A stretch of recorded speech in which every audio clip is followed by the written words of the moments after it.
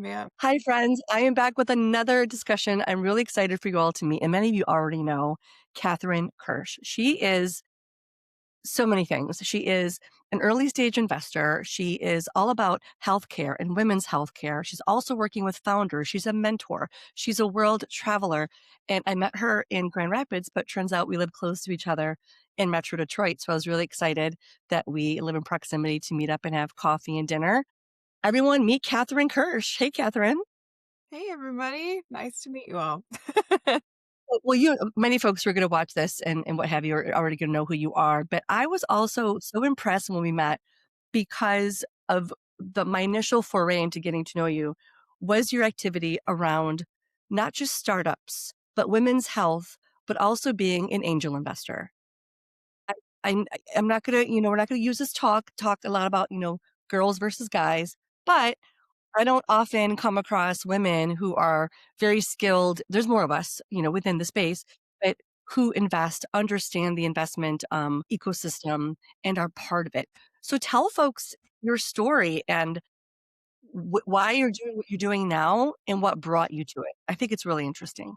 Yeah, thank you. I really appreciate you having me on this. I don't get to do this often, and after this year of kind of exploring how I can work in this space, it's been really exciting to kind of share more of that. So I started my career in startups. I kind of had the traveling bug well before that. I grew up in Southwest Michigan in just south of Kalamazoo, so in an area of just cornfields.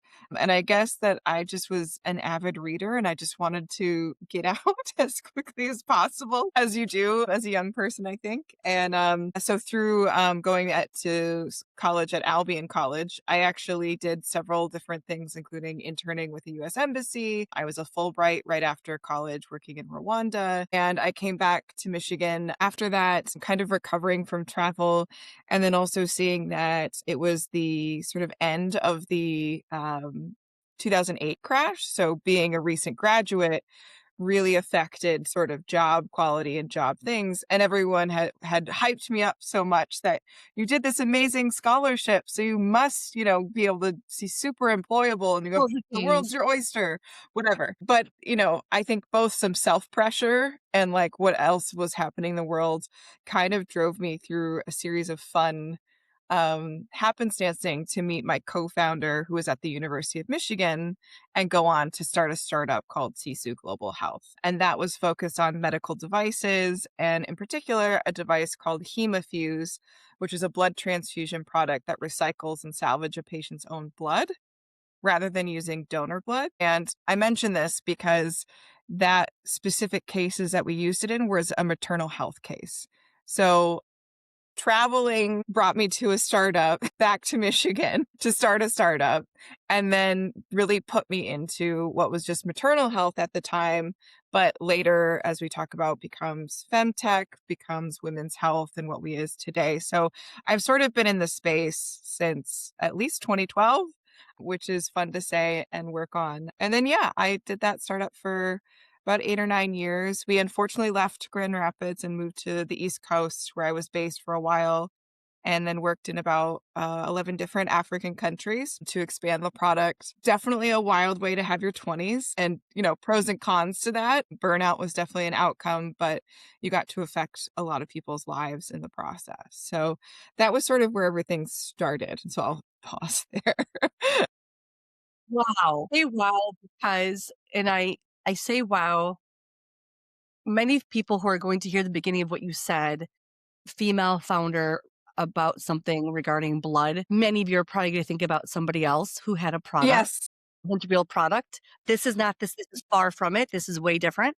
very different. What got you to thinking about that specific need when it came to blood being used, like the maternal aspect? What was they say aha moment, or what pushed the idea of, oh my gosh, this needs to be solved? Because I'm finding that so many of these great ideas, especially in femtech, it's not just a whim of let's make something.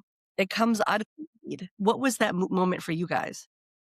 So I have to give all the credit to one of my co-founders, Jillian Hanker, and also University of Michigan. It was a part of a University of Michigan program, and I will forget the exact name. I don't think it exists anymore, but it was a global health study group that worked with engineering students and business students, I believe. And so they went and they observed a very like rudimentary. They were trying to do whatever they could to save these women who were going through ruptured ectopic pregnancies. And so these are young women who haven't really identified that they're even pregnant yet and who are coming in with this emergency bleeding, essentially, that's internal. And so, basically, from observing that in one location, we were able to identify this was a problem in many places, including to a point in some, I mean, frankly, now in the US, where after the fall of Roe v. Wade, yeah, so that's, I think, where it really started, and again, for me at the time, 23-year-old me, I was like, "I can't get a regular job right now," and I'm lucky enough to have privilege of having, frankly, my student loans paid, and why not go start a company instead? So it was sort of out of the opportunity meeting necessity, I would say, of like, where I wasn't gonna get a right. I was already doing like part-time copywriting and things like that, but that's sort of how this sort of bore out. And it was three co-founders at the time. And it's really important, I think, the lesson for people, especially in your early 20s. Hmm. Sometimes you have an expectation or a path, especially with a 4-year degree to do this one thing, and then something else will pop, especially now in 2026 where, I just talked to someone who said, so this person works for an offshoot of our state's education department. And they were telling me that they were concerned a bit because so many kids in Michigan are now entering their freshman year in fields like finance and accounting, where their jobs might be quite lessened in terms of opportunities after school because of AI. And it's just shifting, and what they're trying to do is they're trying to reach out to these kids now with introducing the idea of be okay to pivot. Be okay that, yes, you we all knowing financials is so important, debits and credits, of course, but they're trying to fend them off at the pass while they're still in school. So I think that message is so important of you're 23. You also know that you did some work within the state entrepreneurship and helping founders Yeah. within the Hmm. state. So now how did that translate into the work that you are doing now within the state to help continue the path of founders forward? Yeah. I mean, I think a lot of things kind of coalesced in my career. I also just briefly wanted to add on, like, folks who are really focused on finance. I went to Albion, which is a liberal arts school, and studied French and English. I really had no business going and doing a startup, but I think that has also made me kind of a better sort of strategist in sort of medical device and other things because I come from a different background. And it Mhm. took me a long time to be taken seriously in different settings, but Mm. there was a lot of value in itself that I didn't have the typical degree. And I don't know how that fits now in this landscape anymore, but I do hope that there is some emphasis still on just critical thinking and creative writing and things like that that are really, really important. And I think are going to be now more than ever as we transition from this idea of soft skills to essential skills, really. Well, I was reading studies that actually they're recommending for kids to go into a liberal arts program because of what you just said, critical thinking, understanding a holistic view of things. So I would agree. So, I left the startup in about 2019 and then did a few different contracts more on the I would say like systems level thinking in global health. So worked with McGill University on a program for their graduate school. I worked with UNICEF for about 2 years in between during COVID, especially when they were looking at evaluating how much the oxygen need was internationally, and was trying to after a big startup and that's your big dream and that's what you're focusing on. There's definitely sort of a how do you find yourself again period, and I would Yeah. say that was a big part of it. And what ended up happening is I accidentally moved back to Michigan. I was really done with the East Coast. I have family, obviously, in Southwest Michigan, and obviously had heard of all the exciting things happening in Detroit. So I ended up just staying with a friend, a family friend who had an extra room, and was like, okay, I'll use this as home base. I'll go try on some different cities of like, where do I really want to be? Still discounting Michigan, saying I don't want to be here. I ended up having some health things that, made me sit down, and everything's great and fine with that, but it was something I needed to sit down and figure out. And in the process, sort of fell in love with Detroit and really drank all the Kool-Aid of like, come buy a house in Detroit. I found a house that I'm obsessed with. And I claim I have a toxic relationship with because she's 100 years old and is pretty, but sometimes the bones need some help. And so in that process, I ended up starting a accelerator program in conjunction with Michigan Tech up in the UP called the AMP Accelerator Program, focused on advanced materials. And that was sort of my foray initially back to Michigan, was up in Houghton. So all the way on the edge of Lake Superior, I was like, this will be a great adventure. I get to go stay in the UP for like 2 months. And I got to do, check all the things off my bucket list, go to Isle Royale, hike in the Porcupine Mountains, all those sort of things. And then at the same time, got a job with Michigan Rise and the MSU Research Foundation. Well, I want to talk about Michigan Rise and MSU Research Foundation, but I have to ask you about Michigan Tech real quick. I heard that because of the weather, I mean, the weather and the cold up there, that the Army uses, there's areas of Michigan Tech that the Army uses for because of the cold. Is that true? It's true. They have like a research site right outside the airport. They have a little airport, and I think literally the airport's there because of the Army, maybe Michigan Tech too. But yeah, they have a whole site there for studies. And I was not up there during winter. I draw some lines. I was there during summer. Thank goodness. But yeah, I mean, we're really lucky to have that area as a part of our state. Extremes aside, it's incredibly beautiful, and like it's really hard to replace natural resources like that for sure. 100%. Okay, so the Michigan Rise and MSU Research Foundation. So you hopped over there. Let's talk about that. Yeah, so I hopped over there, and I'm really thankful to them because that was my first venture capital job ever. So I think was an incredible like learning atmosphere as far as understanding, what is deal flow. I got to observe so many different deals from across the state in diagnostics, medical device, therapeutics, and really get sort of an understanding of sort of the other side of the table and what people were, and how you make kind of credible decisions in venture against kind of like the larger needs of the organization in particular. Um, and I think as I was there for, I think about a year and a half, or so, but about a year in, I also started to join groups like Material Change, which is a fellowship out of San Francisco, as well as like women's health advocates. And so I really kind of doubled down on like, okay, this is what venture capital is as a whole and like understanding.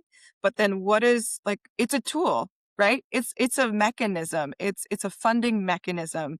It is a part of a class of assets that people have. So you can use it in many different ways. So I was like, well, what I'm really passionate about, love Michigan and all, is actually women's health and this focus and bringing more assets and interest into this area. And so that's sort of where this sort of sprung up. Is I really enjoyed working with all the Michigan companies, but at the same time, like my, I guess, theory of change or real focus was really on women's health.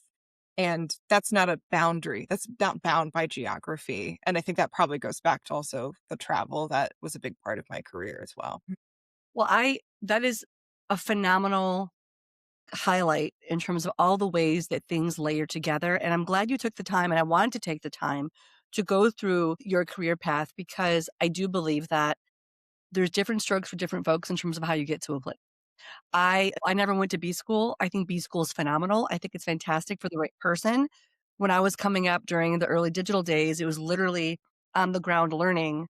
When I was at Orbitz, when other it was, we just all did it together. So it was kind of my on-site B school training. And then as the career went on, strategic ideas or ways of doing things also came into play, but you did things differently. And I think that at times when we hear VC or we hear founder or we hear startup, I do think that back in the day there was a formula. So love my Chicago friends, but it was kind of known back in the day that if you wanted to go to B school and be an entrepreneur, you went to U of C. You went Yeah. to University of Chicago. They had a great offshoot. You went to Northwestern, Kellogg. You just knew if you were in those areas and you had a startup, you'd be supported and you had an instant in. I think some of that still does exist, but I love your story because I think it opens up the fact that you can be a founder and have an idea that A, doesn't necessarily stick you to a region, and B, it's okay to be niche. And it's funny that I'm saying niche because, FemTech, and I love the term FemTech. If whomever owns femtech.com, you're a genius because I'm sure it's already taken. I love buying domains. Let's talk about femtech and talk about what you're seeing out in that world because, we've talked about this personally. There's finally more awareness about women's health issues. I just found out recently that all of the different health tests or the different studies that were done for medicines or things up until I think it was the late 80s, women were just thrown into the mix in terms of the same statistic or finding of N as men. We weren't even 1993. thank you. Yeah. So That's even within worse. my lifetime, like I'm a millennial. I was born in 1990. I was talking about this the other night. Like in concept of like, and that stems back from initially a safety concern that Mhm. happened with basically a certain drug that was introduced in the 60s for morning sickness that was given to pregnant women. And that caused some birth deformities. And so the reaction to that was very dramatic. And it basically said, we're not going to introduce women into any study until that was looked at again in 1993. Oh, that's That interesting. yeah. Yeah. So now we have this, we have I talk about this personally all the time because even I'm getting information overload. Protein, creatine, collagen, all these elements that as a woman would to think about. But that's more like the supplemental extra things. How are you feeling about the awareness that the world is getting now when it comes to women's health? When it comes to the way that we're just crafted differently and there's different things that are going on. Do you think it's a marketing fad that everyone is addressing it now? Do you think that it is something that will finally just be an accepted area? Or do you think that it's still a challenge to get femtech to the table, whether it's investment, whether it's other players coming to market? What are you seeing there from your lens of ideas, investment, conversations when it comes to a better way to add it is the P&L of femtech as it relates And I to love FemTech. Nice. yeah, as it relates Yeah. to stock price and viability for Mhm. your typical investor. Yeah, I think this is a really important thing to both acknowledge the actual identity and history of like women's health throughout history or the lack thereof rather. And women's ability to have autonomy to their own bodies is a big part of it. And that does not seem like something that matters in venture at all. However, when we classify things and are talking about customer engagement, customers wanna know we're talking to them, and when these customers are women who make most of the financial decisions, especially around healthcare for the household, and are seeing basically parity by 2030 of wealth, you have to be able to speak to them. So, acknowledging that women have autonomy of their bodies after decades of not necessarily having that. I was just reading a report from Stifel Bank about like women's health and wellness, and it talks about basically the emphasis of hysteria as a way to diagnose women that went on well into the 90s. Like it just like these are very real things in how women both now approach healthcare and have been treated in healthcare. And those have to be acknowledged with any new company coming into this space. So you've seen that piece sort of be really readily acknowledged, with that, and then you also see a lot more female founders coming up who self-identify with these issues. Still only receiving, like, 2 to 3% of funding, in general for female founders across the board, so that's something we need to work on, but it all kind of boils down to this kind of fact of we've identified women's health as a separate category for a very, very long time instead of an actual sort of like paradigm of medicine. And so here in like 2026, we just were at JPM where a group of very just like thoughtful startup founders, AOA Diagnostics, and a couple other groups came together and did just research on the last 25 years of when sort of these terms of femtech or women's health came up to say, hey, there's been exits in women's health. We've just been classifying them as oncology or as Oh, gynecology instead of under this category. And that sounds very simplistic, but if you're wanting to now engage with these customers in women's health and self identify your company as women's health, but venture capital isn't identifying you as a women's health company or a company that has had exits in its category in the past, that mhm. puts you at a huge disadvantage to receive funding. So these startup founders they were serial startup founders. They found startups and exited startups in oncology and these areas, went to go fundraise for their next startup in the diagnostic space, and were told, well, this is a women's health company. There's no real exits. And it's like, yes, it is a women's health company, but we've seen a huge increase Well, in the last 25 years in this space, and it's a self-identification piece. here's what concerns me as a midlife woman right now. Mhm, One end, I'm uber excited that there's awareness for femtech and that there's all these things coming to light. And finally, maybe when my daughter is my age, there'll be a lot of things that are figured out. That's fantastic. What worries me as a marketer is that there are so many new brands popping on the table from a supplement perspective. I feel that sometimes maybe taking advantage of the fact that femtech is getting the awareness that it deserves. I can't capitalism. I can't blame someone with a new idea. But here's the femtech awareness. Great. Here's all these supplements and new categories like protein popcorn yes, gotcha. from one of the Kardashians. Hey, it's fine. All the power to you. Cool. But then on the outside looking in, I'll use my water bottle as this, is the consumer. So you have the consumer, like the gal. She's happy that the awareness is there, but then there's all these products being thrown at her. Mhm. I feel that there is a bit of confusion with, my gosh, okay, finally, perimenopause is being made aware. Menopause. Thank you, Holly Berry. Thank you, all these people. Yay, my body is different and thanks for recognizing it. Cool. But now I'm getting marketed all these supplements and all these things that I'm supposed to take to making me better or preventative things. Catherine, it's a lot. What do you think It about that dichotomy right now? Like, are you seeing it are you seeing the hockey stick happen even quicker? Do you think it's going to level off? Like, talk about what you're seeing as someone advocating for femtech and that awareness, but then all these other things are popping on the scene, product wise.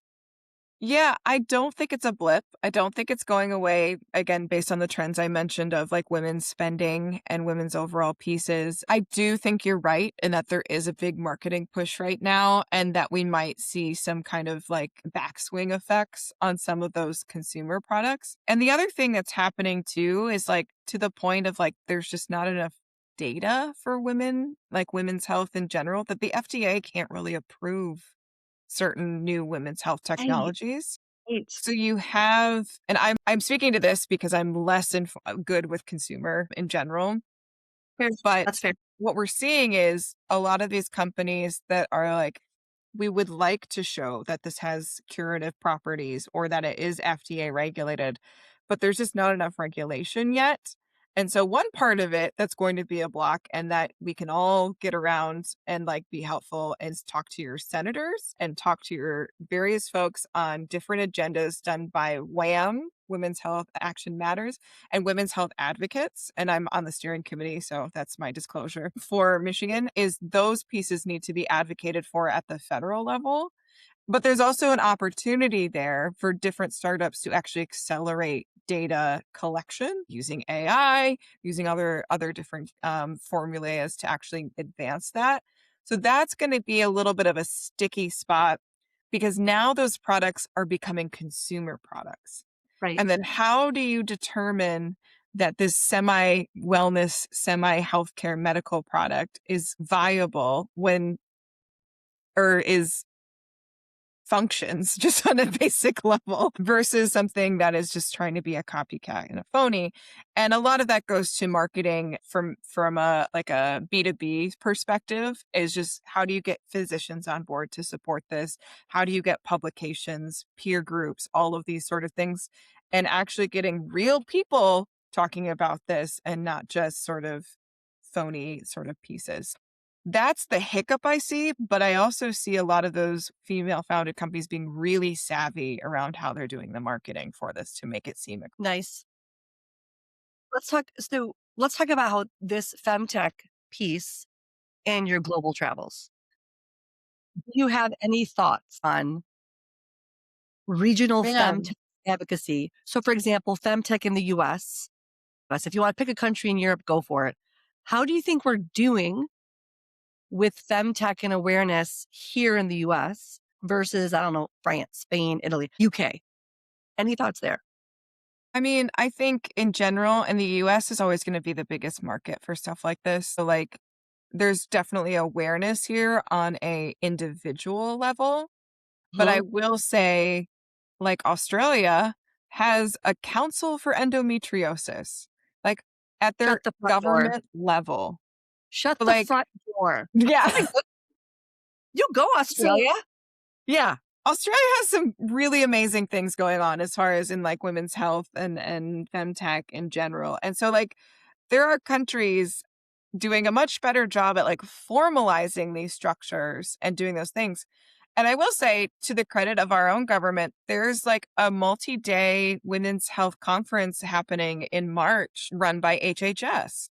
And so I do think it is a bipartisan thing. It is definitely being discussed, and people are definitely involved. And that's really important because we need some of this like formalization for any of like the actual data and medical research to actually advance to patients.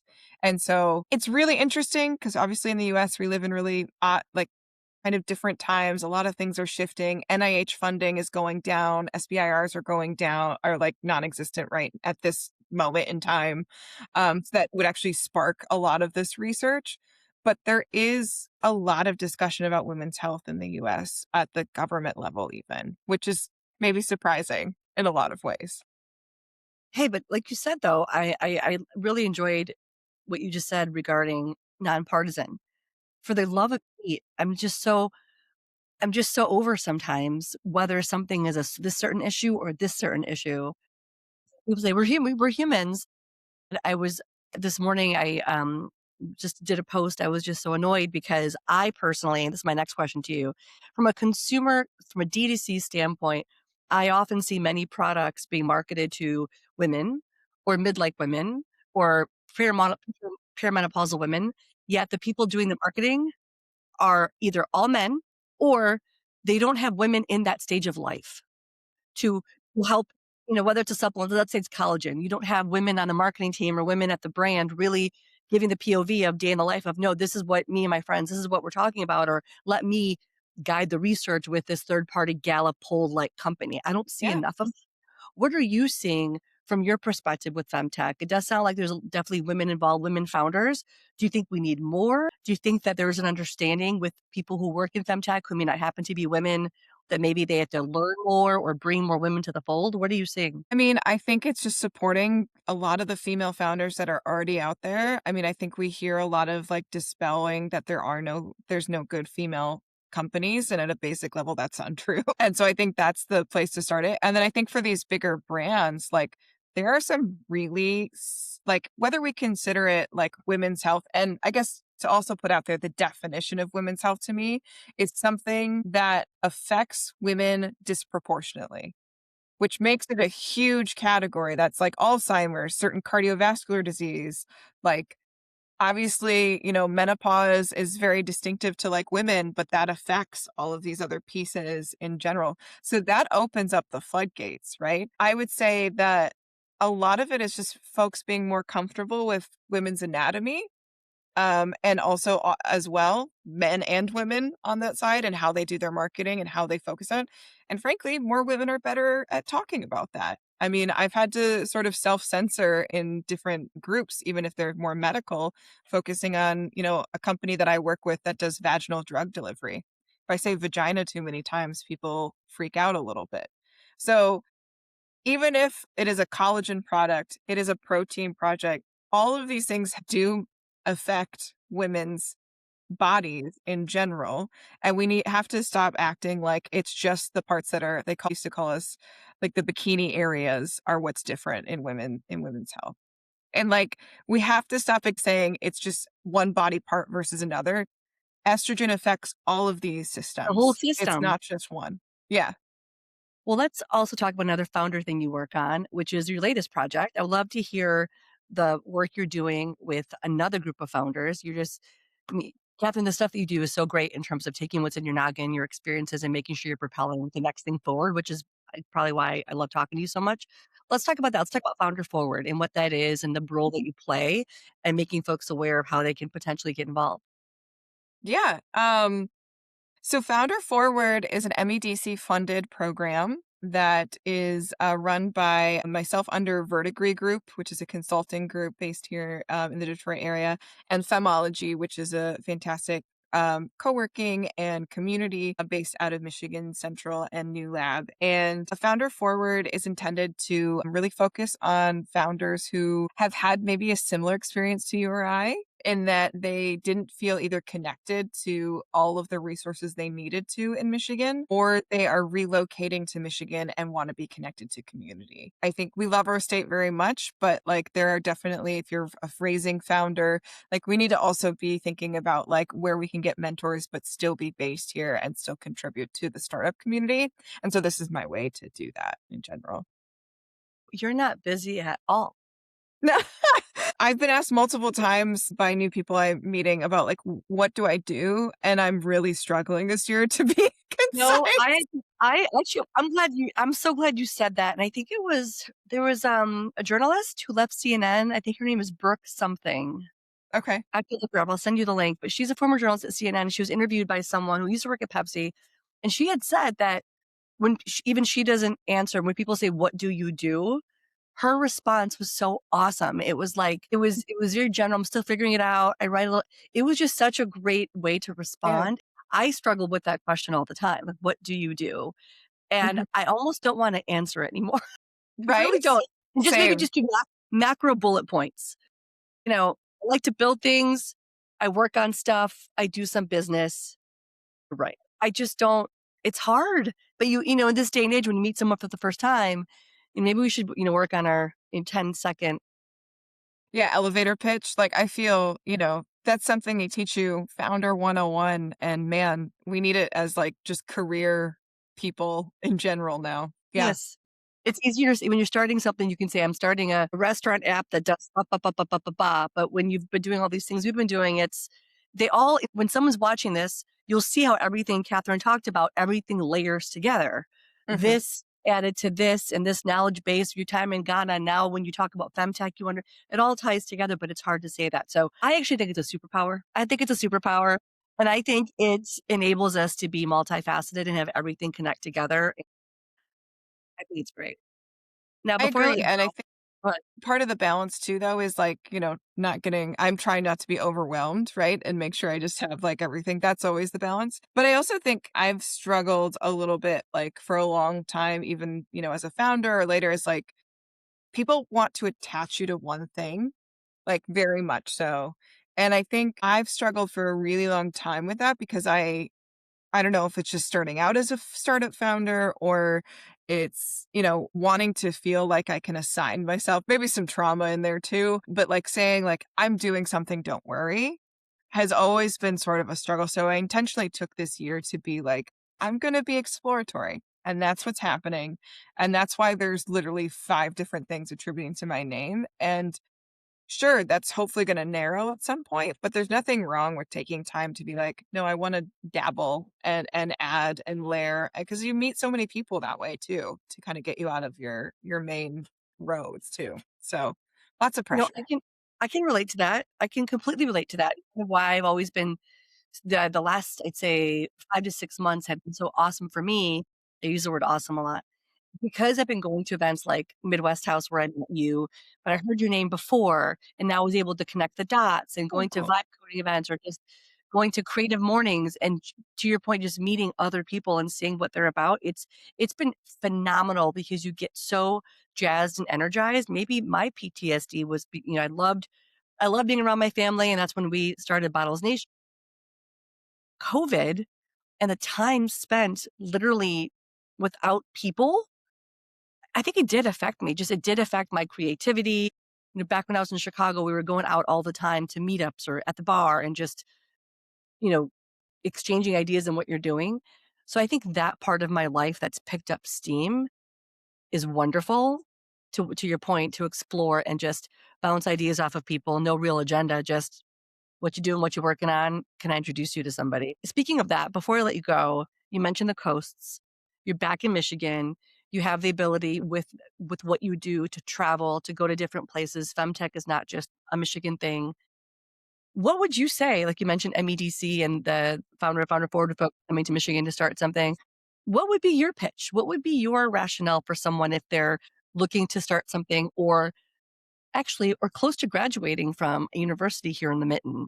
What would you say about them potentially not leaving and staying? Why should they stay? No pressure, Catherine. Yeah, geez. I know and it's something so funny where like so if you're just graduating, I think what you need to think about is like how to do as many things as possible so you figure out what you don't want to do. And so Yeah. that I think that's the thing is like, yes, did I start a startup? Sure. But did I have any idea it was actually going to go anywhere? No. Like I somehow managed to have a job longer than all of my friends combined over 8 years in my 20s. That's super unusual and like not It normal. is. And so I think if you're someone just coming out of university, um, I think, this is reminding me of that song, that old song we talked about, like, "Look about the Pleasant Peninsula." Like, We're gonna sing it. I can't sing it, no, not today. But that old, You old song about are. Michigan, and that's just immediately what came to my head, is there's a lot of cool things, like, especially in Detroit, like, Detroit is on an upswing, and whenever anything's on an upswing, you have a lot of new attention, you have a lot of smaller companies coming in, you have a lot of, like, scrappier things happening than you might in a big, big city like a Chicago or a New York, and that can offer a lot more experience in a lot of ways, that you can grow from. So I think that's what my selling point is, like, take a minute to go look around like Detroit, Ann Arbor, Grand Rapids, like a little bit and see some of the companies that are what they're doing. Ask for the internships, ask for the like, stuff that doesn't sound super glamorous and see what happens after a year. That's all I ask. Give it a year. Yep. Beyond that, go do an adventure somewhere else. Go to Thailand. Like, like just really get out and do it because I also think that's really important.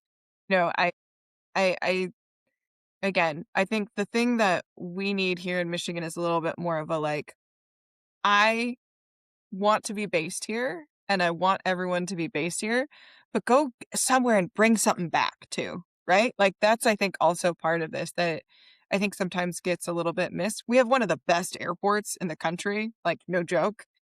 Legit. Legit. Yeah. It is. Legitimately, like, I think there's a lot of advantages to if you're not grounded by kids and family, like, do the adventure, but also know there's a lot of cool stuff happening here that you don't have to go do like, you can still do some adventures here, and that's not, like, replacing one for the other because you don't know what's gonna happen after that. Yeah, and I mean, obviously, my mom I'm married, I met my husband in Chicago, the kids were born there, but if I go back in time to my twenty-something self, finishing Western with the Broncos, if I had graduated today in the environment of where Michigan is today, with all these different things popping, I probably would have stayed. I Yeah. probably would have stayed, and I would have stayed, and I would have either lived with my parents for a while, save up some cash, or Mhm. get in a someplace and use, to your point, our awesome airport as the hub, and I still would have gone to, couch surf with friends who live in San Diego, LA, New York, Chicago. I would have done all the things, taken all these adventures, but have a better, cheaper cost of living in Michigan while doing really cool things, and yeah, I'm envious of kids now who are finishing. I shouldn't say kids, young Yeah. adults. I think your advice is spot on. Thanks for the time, the chat, everything. And folks, reach out to Katherine Kirsch if you want to mentor, founder forward, anything about FemTech. Her info will be included. Thank you. Thanks, guys.